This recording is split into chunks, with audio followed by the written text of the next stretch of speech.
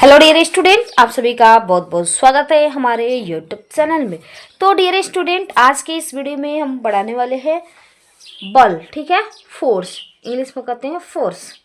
तो इस चैप्टर में हम पढ़ने वाले हैं बल की अवधारणा, ठीक है, खींचने तथा धक्का देने के रूप में बल का प्रभाव, ठीक है, बल का प्रभाव, बल का परिमाण और दिशा, बल के प्रकार, बल कितने प्रकार के होते हैं, ये जो है विस्तार पूर्वक से इस वीडियो में जानेंगे, ठीक है। चलिए, इस यह जो है सबसे पहले यहाँ पे जो है प्रस्तावना दिया है, क्लास 8 का जो है ये जो है साइंस है, ठीक है। चलिए, यहाँ पे जो दिया है बल की अवधारणा, ठीक है। चलिए यहाँ पे देख लेते हैं, स्टूडेंट फ्रेंड्स का ये जो है बुक है। चलिए यहाँ पे कह रहा है बल की अवधारणा, हेडिंग दिया है बल की अवधारणा, ठीक है।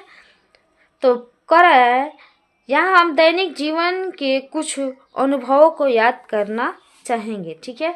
बैल हल को खेत में खींचकर जुताई करता है, ठीक है। ये जो है अवधारणा है। इसमें जो है आपको जो है मेन टॉपिक जो है पढ़ने वाला है वो हम बता देते हैं, ठीक है। तो इस वीडियो में जो है एंड तक बने रहिएगा। किसी वस्तु पर लगने वाले धक्के या खिंचाव को बल कहते हैं, ठीक है।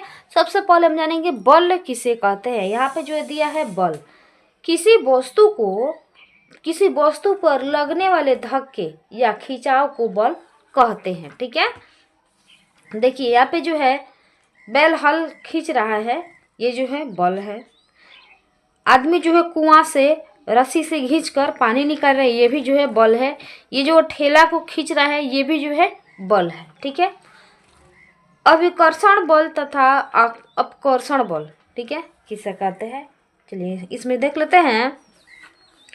खींचने वाले बल को अभिकर्षण बल तथा धक्का देने वाले बल को जो है अपकर्षण बल कहते हैं, ठीक है। चलिए इसमें जो है बल अनोन्य क्रिया के कारण लगते हैं, ठीक है।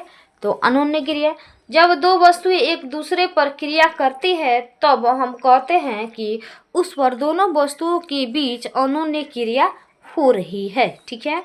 चलिए इस चित्र के माध्यम से जो है देख सकते हैं, बल को परिमाण तथा दिशा होती है।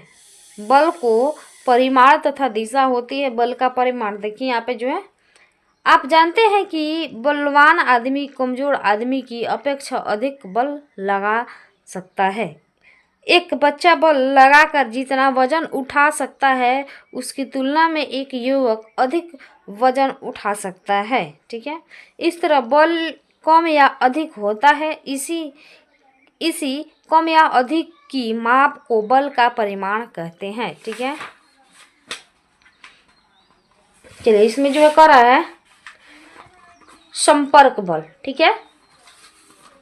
संपर्क बल के बारे में जानते हैं। इसका डिफिनीशन है संपर्क बल का, जब दो वस्तुएं भौतिक संपर्क में रहती है तब उनके बीच लगते बल को संपर्क बल कहते हैं। जैसे कि यहाँ पे देख लीजिए, पेशीय बल, घर्षण बल आदि संपर्क बल है। जब हमारा हाथ या रस्सी से किसी वस्तु पर बल लगाते हैं तब यह बल संपर्क बल होता है, ठीक है।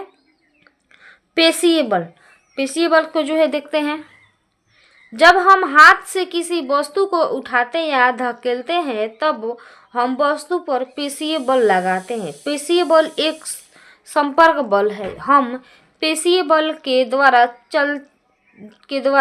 चलते, उठते, बैठते आदि हैं। हमारे शरीर के अंदर भोजन के पाचन के प्रक्रम में पेशीय बल कार्य करता है, ठीक है।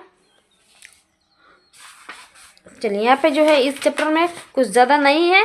और देखिए असंपर्क बल किसे कहते हैं।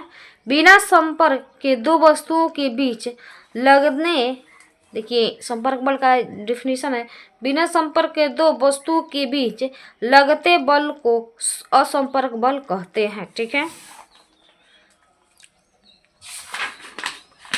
चलिए यहाँ पे गुरुत्वाकर्षण बल दिया है। ब्रह्मांड का प्रत्येक दूसरे पिंड को एक दूसरे की ओर एक बल से आकर्षित करता है। इस आकर्षण बल को गुरुत्वाकर्षण बल कहते हैं। यह बल दोनों पिंडों को मिलाने वाली रेखा की दिशा में कार्य करते हैं। ठीक है,